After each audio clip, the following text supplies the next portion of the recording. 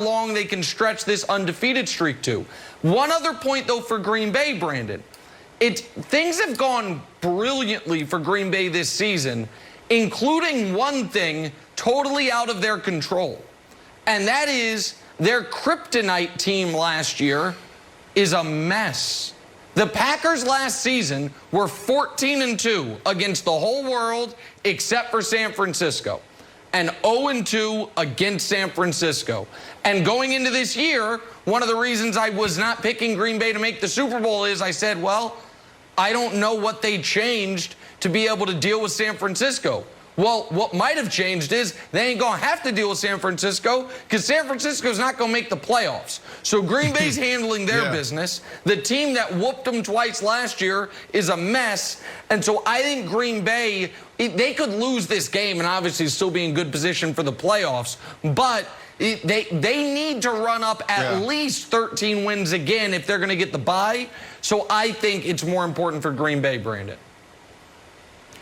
Yeah, Greg, man, I don't know. I just put myself in both locker rooms as a player. To me, it's equally important for both of them. When you look at the Green Bay Packers, they're playing for something a little bit different. They're trying to separate themselves from the entire league. You know, and you guys did this back in the day. Y'all went on runs, man. And, 4-0, it's great. But 6-0, 7-0, 8-0, man, that's a different type of energy. That's a different type of swagger. And then when you look at Tampa's trying to separate themselves from their division. They have the Saints at 3-2 and the Panthers at 3-2, who I really like, and no one's really talking about this team. They can be scary. They don't even have their best player on the field right now in Christian McCaffrey. So for me, it's equally important for both of these teams to go in there and get a win. It's going to be a really good game. You have the number 2 offense versus the number 2 defense. And Greg, you said that you think it's going to be one in the trenches in the run game. Well, I would say this is a Leonard Fournette game because when you look at the Green Bay Packers in their whole, it is their rush defense. They can't stop the run. So if I am Tampa, Tom Brady, Bruce Arians, I'm handing it off. Let them tote it 35 times, and you'll have a victory. I'll address that. Well, they've been without Kenny Clark for a while. And so that's their man in the middle. That's their big run stopper. And so you get Kenny Clark back in the lineup, which they're hoping to have, and that kind of solidifies that issue. I want to jump back to Nick. Nick, you talk about the Green Bay Packers playing for something different, playing for the bye. I would say that would be important if there were fans in the stadium. There are no fans right now. So the bye, to me, is not as relevant as it would be if there were some type of advantage. Aaron Rodgers can take this cadence and his approach to the non-fans and the decibel level that we're hearing on the road anywhere and be effective. Oh, yes. Oh, listen, I don't. Hold on. So nobody. I agree. Go ahead, Brandon. Go ahead. Really quick, nobody wants to play in the frozen tundra. I played in Chicago. We had to see you guys twice a year. Nobody want to play in the cold. Real quick, Nick. Really quick. Let me give you a little secret.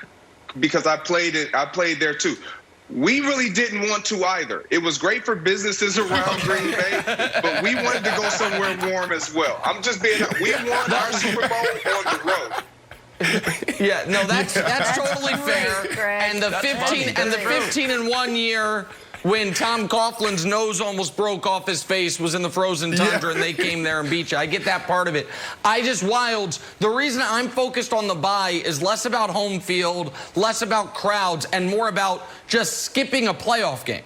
Just removing entirely the variance of one entire round of the playoffs. It's just such a massive statistical edge. Even if you're an 80% favorite, just removing that 20% chance you get bounced and removing all injury chance that week, Wilds, I just think it's a huge deal for whichever 2 teams get it in the AFC and the NFC. Yeah, I buy that. Look, guys, it's been they played 37 combined seasons, Rodgers and Brady, 375 games. This is only their 3rd matchup. We famously had a ton of Peyton versus Brady matchups, and it's always like, Brady beat Peyton. It's like, well, not really. Brady didn't play any defense. It's kind of like Patriots defense. But when you were playing, and you were going up against another wide receiver on the other team, Were you specifically going into that game with a different mindset? Like, hey, I need to do something big here because I'm playing against whoever? Or was that just a media thing that's good for, like, the pregame teases? I'll let Brandon answer that first. All right, well, I want to hear what he says. Okay. Absolutely. Greg Jennings on the other side. We were drafted the same year, 2006. Greg Jennings going off 10 touchdowns a year. I was like, I got to keep up with Greg. Not only there, I'm looking at how much money Greg is making. Is he making, $7? I need to make $8. 100% there's games within the game.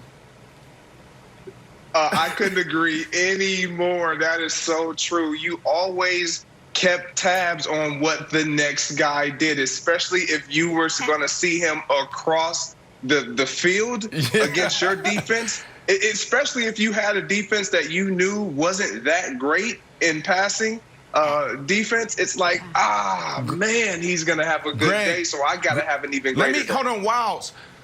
This is 2006 to 2009 when we were competing against each other, right? Like we first got in the league. This is how in tuned I was with Greg Jennings because I'm looking at him and Aaron Rodgers. Greg, you always started the season hot.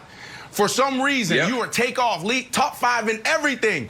And then those last 5 games, I would catch you. I don't know if it was the frozen tundra. I don't know if Aaron Rodgers started throwing it to Donald Driver. But, man, I used to pay attention to you every single year. Okay, really quick nugget.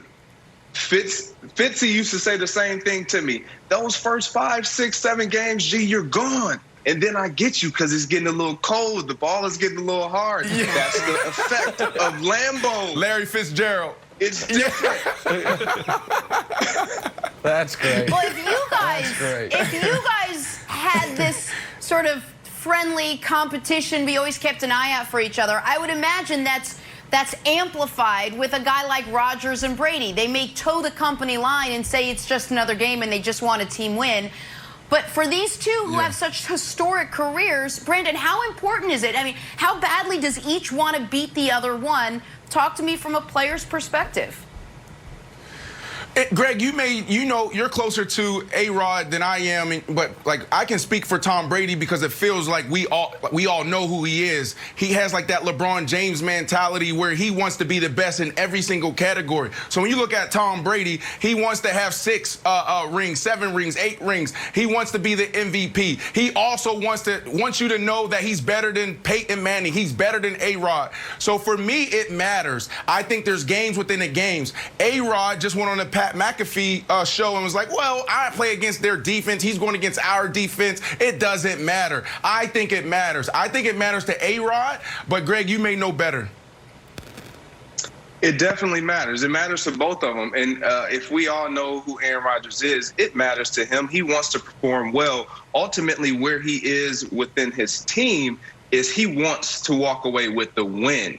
And I think that's even more of the space that Tom Brady is in, because he knows statistically, I'm not going to be able to compete with Aaron Rodgers. I'm not going to be able to put up 300, 350 a game, 4+ touchdowns every game.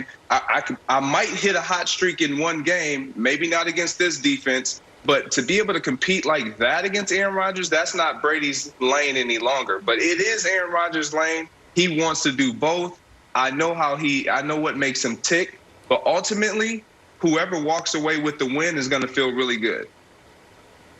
That's good stuff. All right, Brady and Rodgers facing off for the 3rd time in their storied careers. They have each won a game. We'll switch gears, talk about what's going on or what's really going on with Michael Thomas down there in New Orleans.